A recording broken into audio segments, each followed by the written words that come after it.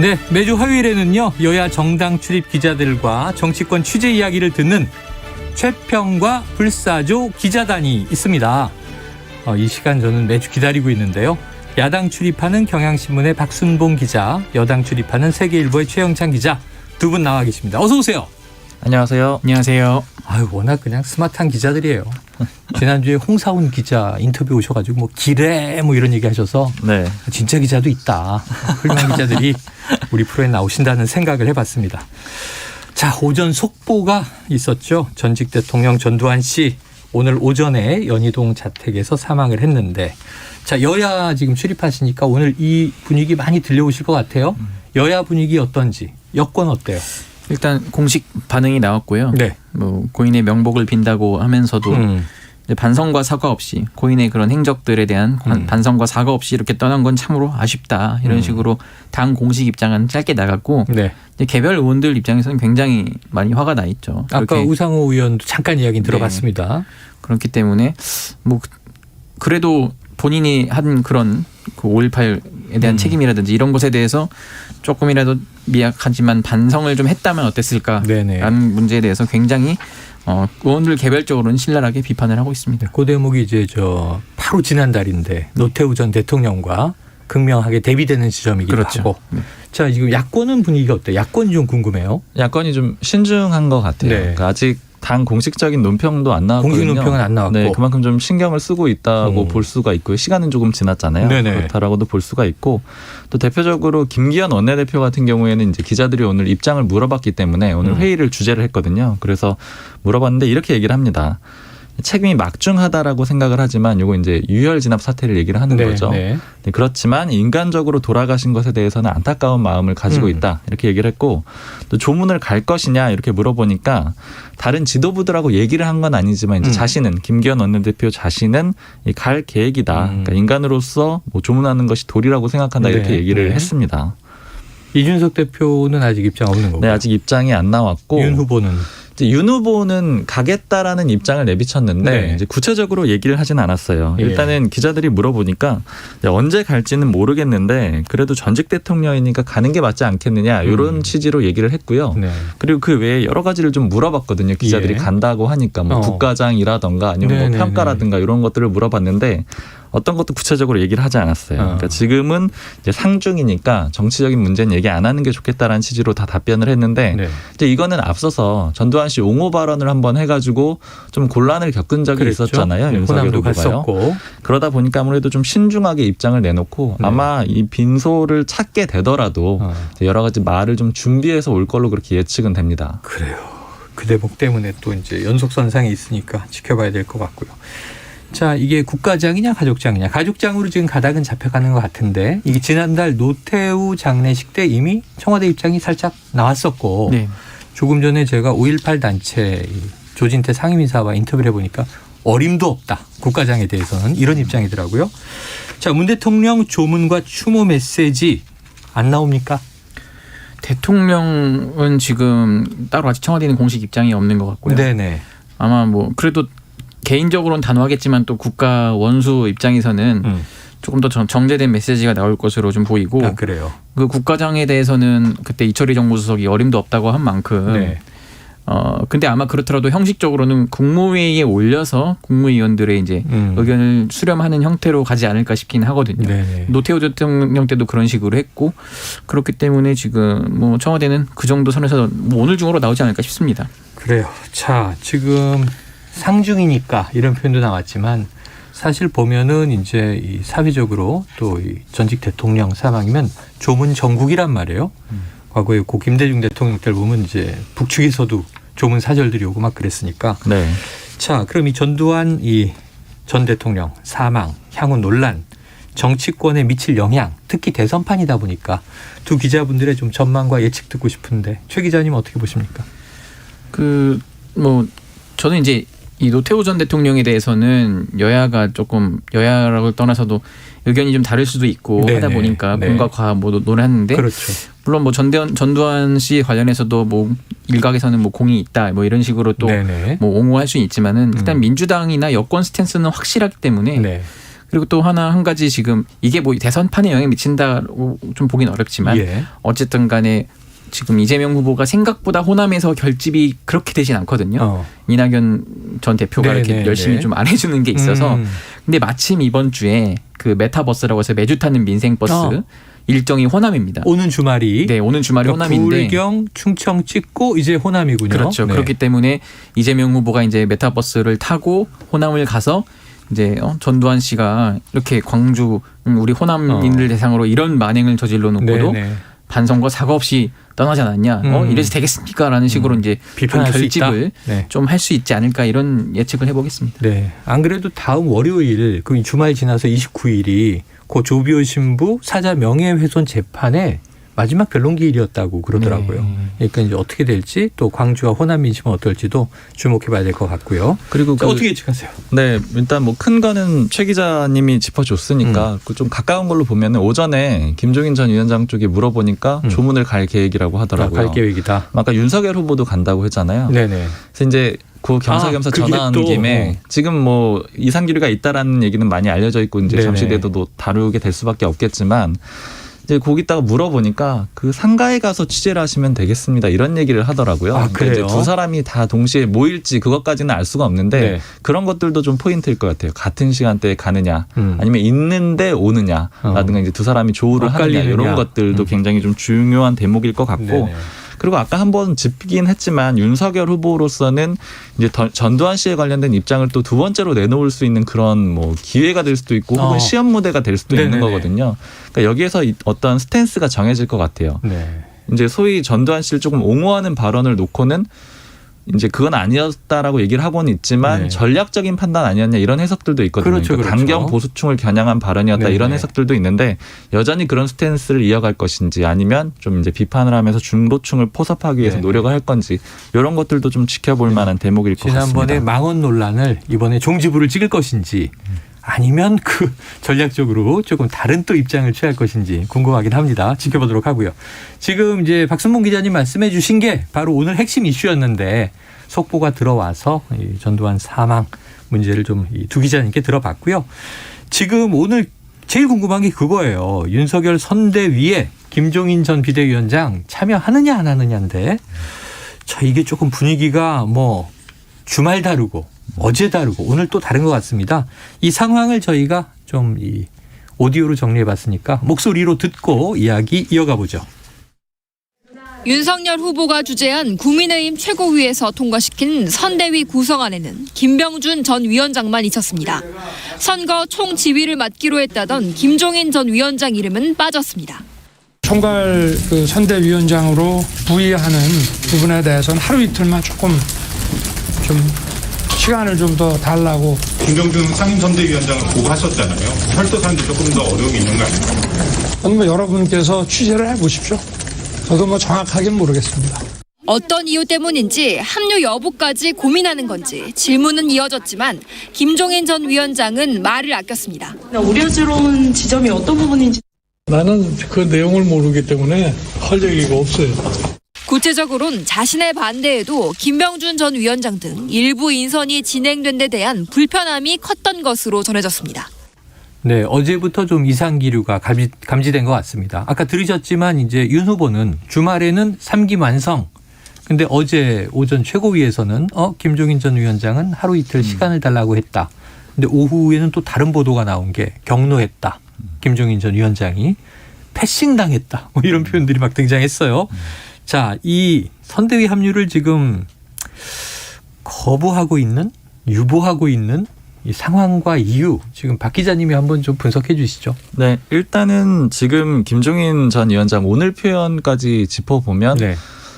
거부 쪽에 좀 가깝다라고 거부 보여지거든요. 쪽에. 오늘 뭐라고 얘기를 했냐면 일상으로 돌아간다, 일상으로 회귀한다 이렇게 얘기를 했거든요. 네네. 그리고 정치 얘기는 더 안 하겠다라고 얘기를 했습니다. 네. 그러니까 좀 뒤집어서 생각을 해보면 총괄선대위원장 안 맡겠다 이런 떠난다? 취지의 발언으로 볼 수가 있고요.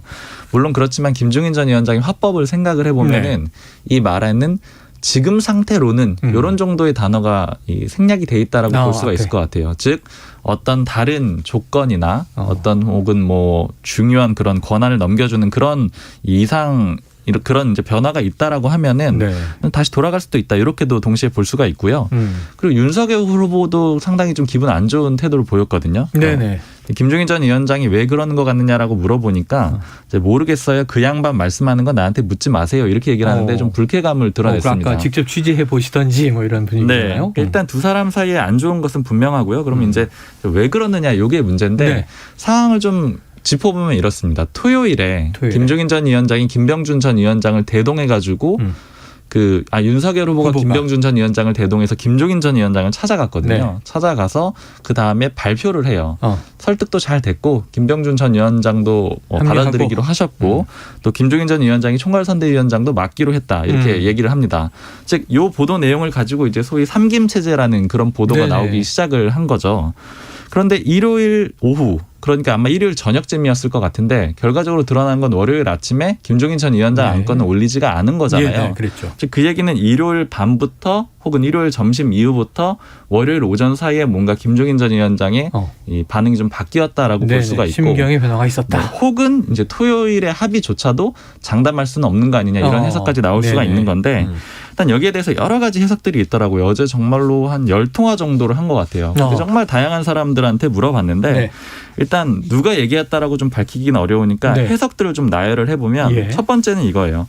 김종인 전 위원장이 일요일 아침에 있었던 일이 뭐였냐면 그 토요일엔 오케이였고 일요일엔 노라고 보자면 이 윤석열 후보가 장제원 의원을 대동해가지고 서초구에 사랑의 교회를 예배를 가거든요. 그렇죠. 근데 그 모습이 수행을 하는 모습이었단 말이에요. 즉 그 얘기는 비서실장으로 내정을 한 게 아니냐 이런 얘기가 나왔고 관측이 나왔죠. 그리고 사실 공개적인 행사였단 말이에요. 이거 이제 보여주는 거다 이런 식으로 보는 겁니다. 그러니까 김종인 전 위원장 측에서 가까운 인사가 하는 얘기는 그 모습이 결정타였다. 일요일 오전 대놓고 비서실장을 임명하겠다라는 의지를 보여준 게 아니냐 이렇게 좀 해석을 합니다. 그러니까 그리고 나서 더 추가적으로 하는 얘기는 장제원 의원 하나만 가지고 그렇게 결정을 하는 건 아니지만 사실 김병준 전 위원장이 찾아와서 설득을 할 때는 막 내키진 않았지만 원래는 이제 부정적인 입장이었잖아요. 내키진 않았는데 직접 찾아와서 이제 서히 말하는 서열 정리를 했기 때문에 수용을 할 수가 있었는데 이준석 대표는 또 이 김병준 전 위원장이 찾아가서 사과하고 뭐 이런 얘기도 했었잖아요. 네, 그랬기 때문에 받아들일 수가 있었는데 결과적으로 장제원 의원 건을 보면서 이제 앞서 있었던 조금 억눌렀던 불만 같은 것들이 같이 폭발을 터졌다? 했다. 네, 이렇게 좀 해석하는 게 한 부류가 있고요. 또 다른 정반대 해석도 있습니다. 그렇게 해석을 하는 거에 대해서 이제 좀 다른 입장인 거죠. 그 사람들은 이 다른 입장을 얘기하는 사람들은 김병준 전 위원장이 문제가 아니다. 이거는 김한길 전 대표의 문제다. 이렇게 얘기를 하기도 해요. 다른 이건 어떤 얘기냐면 김병준 전 위원장이 찾아가서 서열 정리도 하고 그리고 토요일 오후에 보면 일부 인터뷰에서 김종인 전 위원장이 오케이 했다라는 식으로 얘기가 나오거든요. 그럼 토요일에서 일요일 사이에 하루 만에 그 마음이 변할 수가 있겠느냐. 그거는 일요일 오후에 있었던 일정을 보면 또 윤석열 후보가 김한길 전 대표를 만나가지고 새시대 준비위원회라는 걸 맡기잖아요. 근데 이게 당 선대위에 포함이 안 돼 있어요. 그러니까 별도의 기구란 말이에요. 그러니까 이런 별도의 기구를 뒀다라는 건 사실 일종의 꼼수로 보일 수가 있다라는 거죠. 그리고 또 주말 사이 나왔던 보도가 삼김 체제란 보도잖아요. 그렇죠. 이 얘기는 결국은 김종인 전 위원장이 요구를 해왔던 원톱 체제하고는 결과적으로는 다른 모양이 됐기 때문에 이건 체제 자체에 문제가 있는 것이다. 이렇게 좀 분석을 하는 경우도 있습니다. 근데 어찌 됐든 간에 결과적으로 보자면 이건 이제 그 윤석열 후보의 인사에 대해서 전반적으로 어쨌든 불만이 있다라는 것은 명확해 보이고요. 그리고 아까 말씀드렸던 해석들은 조금씩 다 다르기는 한데 예를 들자면 좀 이런 거예요. 뭐 이제 김병준 전 위원장과 가까운 사람들은 김병준 전 위원장의 탓이 아니다. 이런 식으로 해석을 하는 것이고 또 이제 마찬가지로 또 반대 입장에서는 다르게 얘기를 하고 이런 것인데 어쨌든 종합을 해보자면은 한 상황에 대해서 일종의 진실 게임 양상도 벌어지고 있어요. 지금 이렇게 해석도 다른 것도 있고 특히 또 윤석열 후보가 김종인 전 위원장이 하루 이틀 시간을 달라 그랬다라고 했잖아요. 근데 김종인 전 위원장은 그런 적이 없다라고 또 하고 있거든요. 그리고 나서 두 사람 입을 닫은 상태예요. 그러니까 지금 어쨌든 이상 기류가 심각하게 있는 것은 맞다라고 볼 수가 있습니다. 지금 뭐 시간대별로 주말부터 이 토요일, 일요일 오전 오후 상황 그리고 이 각 재변수들 주로 인물들이죠. 거기에 대해서 이제 다양한 문제를 완전히 종합 선물 세트로 칼 정리를 해주셨습니다. 잘 정리가 됐나요? 네. 근데 뭐 그중에 어떤 가설이 더 유력하든 간에 전반적으로 종합적으로 문제가 된 거죠. 그렇죠. 제가 보니까 네. 김종인 전 비대위원장 입장에서는 A도 문제고 B도 문제고 C도 맞습니다. 문제고 구조도 다 문제고 문제네요. 인선도 네. 문제였을 거예요. 그래서 이제 경로했다까지 결국 나왔고 일상으로 돌아간다. 근데 이 김종인 전 위원장의 화법 일상으로 돌아간다. 나 집에 간다 이러면 사실은 약간 여지가 나 집에 있으니까 찾아와 줄래? 이런 분위기 아니에요? 맞습니다. 좀 정확하게 보셨는데 오늘도 발언들을 굉장히 꼼꼼하게 봤는데 네. 이제 포인트들이 몇 가지가 있어요. 기자들이 쭉 질문을 하면은 이제 내키는 건 답변을 하고 내키지 않는 건 답변을 안 하거든요. 근데 네네. 답변을 한 내용이 뭐가 있었냐면 이제 이재명 후보가 최근에 선대위도 조정을 하고 많은 변화를 줬는데 이거 어떻게 생각하느냐, 어떻게 평가하느냐 이렇게 질문을 하니까 그분은 원래 변화를 잘할 수 있는 그런 능력을 가진 사람이다. 이렇게 네. 딱 평가를 해줘요. 좋게 평가를 한 거죠. 그런 다음에 바로 질문이 국민의힘 상황은 어떤 것 같느냐 이렇게 물어봅니다. 그랬더니 정치 문제에 대해서 얘기하고 싶지 않아요. 이렇게 얘기를 하거든요. 네네. 근데 앞에 것도 정치 문제잖아요. 그렇죠. 그러니까 이제 그렇죠. 뒤에 건 얘기를 안 하고 싶다라는 건데 즉 이 얘기는 뭐냐. 해석을 해볼 수가 있겠죠. 민주당은 잘하고 있는데 국민의힘은 얘기할 수가 없다. 아. 이 얘기는 내가 필요할 것이다라는 그런 부분으로 해석이 뭔가 가능하고요. 빠져 있어 이런 네. 얘기죠. 그리고 또 다른 질문 중에 또 하나 짚어볼 게 윤석열 후보랑 연락한 게 있느냐 그랬더니 어저께 이후로 연락한 적이 없다 이렇게 네. 얘기를 해요. 그런 다음에 윤 후보가 찾아온다면 만날 생각이 있느냐 이렇게 물어보니까 만나는 거야 또 만나는 거지 거부할 이유가 없다. 그러니까 이거는 결국에는 열려 있다. 열려 있다라고 볼 수가 있고 그러니까 네. 전체적으로는 그래서 저는 줄다리기 형국이라고 보고 있고요. 아직 게임이 끝난 건 아니고요. 김종인 전 위원장 측에서 얘기를 하는 거는 윤석열 후보가 확실히 굽혀야지 아마 돌아올 것이다 이렇게 평가를 하고 있거든요. 네네. 그러니까 이제 굽힌다라는 거는 뭐 그런 어떤 물리적인 행동이 아니라 네네. 상당한 권한을 얘기를 하는 걸로 보여요. 그렇죠. 네. 전체적으로 지금 어찌 보면 이제 윤석열 후보는 지금 뭐 사람 욕심이 많으신 것 같아요. 이제 정치 신인인데 특히 외곽에 있었던 뭐 민주당 출신의 인사까지 다 받아들이고 싶은데 김종인 위원장은 그런 거 다 쓸데없다. 그러니까 이제 후보와 지금 총괄 선대위원장 간에 이제 방식의 갈등이 있는 것 같습니다. 자, 최 기자님 지금 이렇게 듣고 계시는 관망하는 입장인데 이거 야당에서 복잡하게 돌아가는 상황이니까 지금 이런 상황을 지켜보는 민주당의 속내 어떻게 좀 얘기 듣고 계세요? 민주당은 결국 김종인 전 위원장이 어떤 식으로든 합류를 할 거라고 이미 보고 있고요. 합류할 거다. 그렇죠. 네. 근데 이게 한편으로는 좀 부러워하는 사람들이 있어요. 네네네. 그러니까 저게 바로 김종인식 정치다. 아, 그러니까 티키타카 티격태격하는 것처럼 보이다가 끝내 하나로 딱 합류해서 같이 원팀이 되는 것처럼 보이는데 사실 재보선 때도 그랬잖아요. 요 과정이 계속 기사가 나오잖아요. 아, 계속 언론을 지금 그러니까 어쨌든 간에 잡고 이슈를 있죠. 만들어내고 있는 거거든요. 네네. 근데 이제 민주당은 사실 반대로 그렇지 않거든요. 그런 면에서 좀 일부 당 안에서도 김종인 전 위원장이 그런 면에서 확실히 프로다 뭐 이런 얘기를 하고 있고 어쨌든 약간의 부러움이 있다. 네. 근데 김종인 전 위원장의 합류가 과연 그러면 유리하냐 불리하냐 민주당 입장에서 근데 이거는 의견이 좀 많이 갈리더라고요. 네. 그러니까 김종인 전 위원장이 아무래도 강력한 리더십을 발휘해서 당의 이제 잡음을 없애고 4.7 재보선을 승리했다는 건 굉장히 높이 평가하기 때문에 대선을 앞두고도 그런 건 이제 그 실수 게임이라고 하잖아요. 상대적인 거라서 김종인 전 위원장이 그걸 딱 다 잠재우는 역할을 할 텐데 자책골 넣는 쪽이 네, 불리하니까. 그런 건 이제 그쪽에서 장점이라고 볼 수 있지만은 한편으로는 김종인 위원장이 와야 저 당이 정말 올드한 당이다 이런 식으로 그 이미지를 줄 수 있다는 거예요. 네네. 그러니까 이른바 지금 삼김 체제라는 분들 다 연배가 좀 높잖아요. 그렇죠. 근데 지금 표심은 캐스팅 보트를 쥐는 건 2030 세대란 말이죠. 네. 좀 젊은 얼굴, 네. 당이 혁신적으로 보이는 모습이 중요한데 요즘 젊은 얼굴은 홍준표 의원 아니에요? 네, 그렇다 보니까 네. 오히려 홍준표 의원이 합류할 것 같아 안 할 것 같아라고 오히려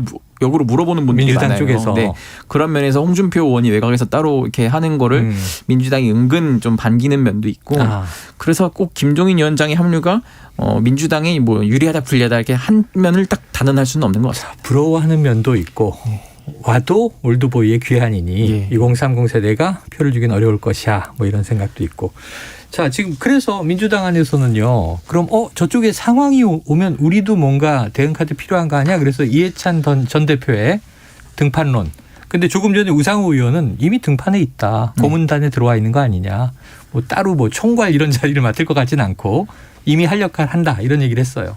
요거 어떻게 정리될 것 같습니까? 그러니까 이제 어떻게 보면은 현 지도부, 그러니까 이재명 후보를 빼고 현 송영길 대표 체제를 조금 불신하거나 이제 싫어하는 분들 위주로 그 얘기를 많이 하고 다닙니다. 김종인 위원장이 나오면은 맞상대인 이해찬 대표가 나와야 되는 거 아니냐. 좀 강력한 리더십을 발휘해서 해야 되는 거 아니냐는 그분들이 이제 의견을 많이 내는데 네. 그래서 이제 이해찬 대표의 뜻이 중요하잖아요. 그쪽 주변 취재를 좀 해보면은 이해찬 대표는 이렇게 전면에 나설 생각은 없고 현재처럼 상임 고문을 하면서 주로 이제 그 지금 이재명 후보와 굉장히 통화를 자주 한대요. 그렇기 때문에 정무적 조언을 좀 해주는 역할이지. 이미 드러나지 않게 하고 있군요. 그렇습니다. 왜냐하면 이재명 후보가 사실 여의도에는 그렇게 끈이 많지 않아서 그럼 정무적으로 본인이 이제 판단해야 할 때 누군가의 좀 도움이 필요하거든요. 그럴 때 지금 믿고 좀 그나마 의지할 수 있는 분이 이해찬 전 대표라는 거예요. 네. 그렇기 때문에 이미 충분한 소통을 하고 있고 뭐 무슨 인선을 일일이 하나씩 이렇게 그런 뭐 조언을 듣는다는 건 아니고 이럴 때는 어떻게 하는 방향이 좋겠습니까라고 이제 물으면은 이해찬 대표가 아는 한에서 이렇게 최선의 답을 좀 해주는 편입니다. 뭐 그걸 참고하는 거지 그대로 또 한다는 건 아니고요. 어쨌든 그런 정무적으로 조언을 해줄 수 있는 상대가 있는 것만으로도 이재명 후보에게 굉장히 큰 힘이 되기 때문에 그런 정도의 역할은 꾸준히 할지 않을까 싶습니다. 네. 전면에 나서진 않을 것이다. 그러니까 역사적으로 오래된 얘기인데 또 이해찬 대 김종인인가 이런 구도는 안 만들 것 같다는 그렇습니다. 거죠. 자, 어제 윤석열 후보 이게 뭐 80초 또 이제 정확하게는 뭐 71초 2초 라는 1분 30초다 2분이다 참 이제 논란이 많지만 어쨌든 1분 20여 초 침묵 논란이 있었어요. 뭐 글로벌 리더스 포럼. 그런데 이제 여야 입장은 완전히 다른 것 같아요. 이제 김기현 원내대표한테도 물어봤고 아까 우상호 또 민주당 의원에게도 물어봤고 정말 이게 이 해석의 차이가 극명하더라고요. 요 정확하게 몇 초랍니까? 그건 제가 그쪽 확인은 안 해봤는데 한 80초 정도였던 것 같아요. 약 80초, 약 80초. 사실 뭐 국민의힘에서는 그게 몇 초인지 그런 거를 막 따지거나 지금 그러고 있는 상황은 아니고 기술적인 실수였을 뿐이고 또 그리고 말을 못해서 그런 게 아니고 준비가 안 돼서 준비가 안 됐기 때문에 말을 안 한 것이다. 오히려 이제 주최 측이나 아나운서를 배려한 것이다. 이런 얘기도 또 그렇게 지금 있어요. 생각을 하고 있고 또 여권의 이 공격이 너무 좀 뭐 가혹하다 이렇게 좀 평가를 하고 있는 상황이죠. 자, 그런데 또 여권에서는 어제 이재명 후보가 먼저 프롬프터가 안 떴고 그거는 이제 후보 측에 자료가 전달되지 못했다. 전달에 문제가 있었다. 그래서 10분간 즉흥 연설을 했다. 그리고 이제 올라온 윤 후보는 뭐 80초 정도를 기다리는 바람에 이 침묵. 아까 우상호 의원은 이게 대형 방송사고 아니냐 이런 얘기를 했는데 근데 민주당에서 또 나중에 우리 이재명 후보는 이 프롬프터를 사용하지 않았습니다. 이런 공지를 띄워서 굳이 이렇게 또 이렇게 대응을 하느냐. 뭐 여러 가지 이제 해석들과 시각이 있어요. 민주당 어떤 분위기입니까 이 대목? 저도 이거 지금 기자단 그 단체 대화방에 이 공지를 오후에 갑자기 띄우는 거예요. 짤막하더라고요. 이재명 대선 후보는 뭐 전달 과정의 착오로 프롬프터를 사용하지 않았음을 알려드립니다라고 하는 거 이제 길게 설명 안 하죠. 하지만 의도는 확 읽히는 거죠. 이제 자꾸 이제 프롬포터를 주최 측에서 제대로 안 띄워서 그걸 기다리느라 그랬던 거라는 이제 윤석열 후보 측 입장이 나오니까 그러니까 이런 거죠. 프롬포터 핑계 대지 마라. 대통령이 되겠다는 사람이 어떻게 써준 연설문만 그렇게 할 수 있냐. 이런 거는 연설문 없으면 즉석에서 즉흥적으로 술술 나와야 된다. 뭐 이런 해야 되는 거 아니냐? 의도가 담겨 있는 거고 즉 윤석열 후보는 준비가 안 된 후보다. 이런 거를 부각하려는 의도가 담긴 것 같습니다. 그래요. 자, 야당은 이거 좀 곤혹스러운 상황이에요? 아무래도 이제 윤석열 후보가 정치적으로 이제 능숙하지 못하고 그리고 토론 때도 토론이 상대적으로 약점으로 꼽혔기 때문에 이런 부분에 대해서는 좀 곤란해하고 있는 게 사실이죠. 그리고 이제 후보 선대위 쪽 말고 일부 의원들은 이제 그런 한계점을 지적을 하기도 합니다. 사석에서 좀 말을 잘 못하는 게 아니냐. 근데 어떤 그런 사적으로 만나면 굉장히 다변가인데 실제 토론이나 이런 연설에서는 좀 약점이 있는 것 같다 이런 평가들도 있기 때문에 아마 뼈아프게 생각하고 있는 것 같습니다. 그래요. 다음은 이제 여당으로 좀 가봅니다. 야당은 선대위 완성 3김이냐 양김이냐 아직도 이 김종인 전 위원장 기다림의 여지가 있다. 그런데 이제 워낙 후보와 지금 예비총괄 선대위원장의 기싸움과 격돌이 너무 큰 것 같아요. 이 과연 좋은 것인가? 언론의 이슈를 다 빨아들이는 게 이게 득인가 독인가 이건 지켜볼 문제고요. 자, 여당과 오늘 디지털 대전환 공약 낸다 그랬는데 지금 전두환 사망 속보에 다 묻혔어요. 아무래도 어떤 내용이 그게 좀 안타까운 게 있는데 그러니까 후보가 본선 후보 된 다음에 당 차원 선대위 차원에서 처음으로 내놓은 공약이거든요. 그래요. 뭐 디지털 전환을 위해서 뭐 3대 물적 인프라를 구축한다든지 뭐 제도적 기반을 신속히 구축하겠다 뭐 등등이 있는데 일단 눈에 들어오는 거는 5년간 135조를 쏟아붓겠다. 뭐 과감한 투자를 하겠다. 이런 입장들이고요. 사실 뭐를 하겠다 이런 게 딱히 안 보이는데 네. 근데 미래 이슈, 디지털 이슈 이런 거는 아직 그 국민의힘 쪽이 지금 정신이 없을 때 선점에서 내가 먼저 치고 나가겠다. 네. 좀 이런 게 좀 담겨 있다고 보시면 됩니다. 그래요. 앞으로는 또 구체적이 나올 텐데 뭐 보면 역대 대선에서도 문재인 대통령 5G 강조했었고 또 박근혜 전 대통령 때도 4차 산업혁명 얘기가 있어서 네. 창조경제 뭐 이런 이름이 등장도 했었습니다. 자, 그런데 문제는 그럼 이재명 후보는 선대위 지금 쇄신 얘기했잖아요. 네. 어떻게 짭니까? 어떻게 짠다고 합니까? 궁금한데. 그게 이게 취재를 해보면은 계속 고민 중이다. 고민 짜고 중이다? 있다. 아직 뭐 이런 윤곽은 식이고. 드러나지 않았다. 네. 그리고 지금 원래 당에 있던 분들 있잖아요. 당에서 원래 요직을 했던 분들. 네. 그리고 선대위에 있어도 이제 이재명 후보의 그런 뭐 성남시장 시절부터 따라온 분들이 아니고 이제 그 당에서 이제 캠프에 합류한 분들은 나는 잘 모르겠다. 뭐 이런 게 많아요. 네. 그러니까 지금 뭐 늦어도 적어도 목요일 안에는 어느 정도 이런 방향으로 가겠다는 안을 내놓겠다는 얘기는 있는데 구체적으로 인선까지 다 나올지는 모르겠다 이거예요. 그러니까 이제 당 핵심 관계자한테 물어봤더니 네. 자기는 이제 처음에는 관여했지만 이번에는 손을 다 뗐다. 이거는 이제 이재명 후보 측에서 만들어서 가져올 예정이라 일단은 전권을 주겠다고 한 만큼 이재명 후보의 이제 의중이 좀 들어가 있는 것 같고요. 일단 확실한 건 이겁니다. 일단 전략본부나 정책본부, 뭐 청년본부 이런 본부가 많이 있는데 이런 것에 대해서 확실한 책임자를 두겠다. 그러면서 이걸 강하게 밀고 나가겠다는 거고 또 지금 일부 보직자에 대한 조금 비토 여론이 당내에 있습니다. 예. 뭐 예를 들어 뭐 비서실이라든지 이런 부분들이 있는데 이것에 대해서는 후보 직속 기구여서 후보가 결단이 필요하거든요. 네, 그걸 네. 바꿀지 말지는. 근데 후보가 바꾸겠다고 마음을 먹는 순간 이제 그럼 다음 인선 누가 될 것이냐 이제 이런 게 비서실장도 나오고 그렇고 그렇습니다. 그렇기 때문에 그렇고 이번 주에 확 발표는 아니더라도 네. 어쨌든 뭐 빠르면 모레 이번 주 내일이나 모레 나올 수도 있고 네네. 늦으면은 이제 다음 주까지 좀 넘어갈 수 있는데 예. 굉장히 좀 심사숙고하고 있는 것 같습니다. 주말에는 또 이제 뭐 민생 투어가 예, 메타 투어가 있으니까 네. 메타버스 바쁠 것 같고 자 윤곽이 이번 주에 나오느냐 윤곽이 다음 주에 나오느냐 지금 이 야당 국민의힘 쪽은 12월 초에 선대위 발표한다 그랬잖아요. 12월 6일을 생각하고 있다고 12월 6일. 하니까 네. 근데 이제 결국에는 김종인 전 위원장이 어떻게 되느냐가 네네. 이 선대위 구성에 모든 게 달려 있다라고 볼 수가 있죠. 사실 윤석열 대선 후보가 대선 후보로 선출된 다음에 첫 번째 정치력을 시험받는 무대거든요. 네. 그리고 원래 자신이 생각했던 거는 이제 이준석과 네. 김종인이라는 양날개를 모두 달고 가겠다라는 건데 그 조율이 실패할 수가 있잖아요. 네, 그렇죠. 그래서 아마 6일까지 최대한 조율을 해보지 시간. 않을까 이렇게 생각이 듭니다. 네. 그럼 뭐 이제 또 이재명 선대위도 12월 초까지는 시간을 서로 벌고 있는 상황인데 상대를 보면서 또 전략을 짜지 않겠다는 생각을 해봅니다. 짧게 하나 박 기자님. 네. 김건희 씨 언제 등장해요? 지금 배우자 포럼 얘기가 나와서.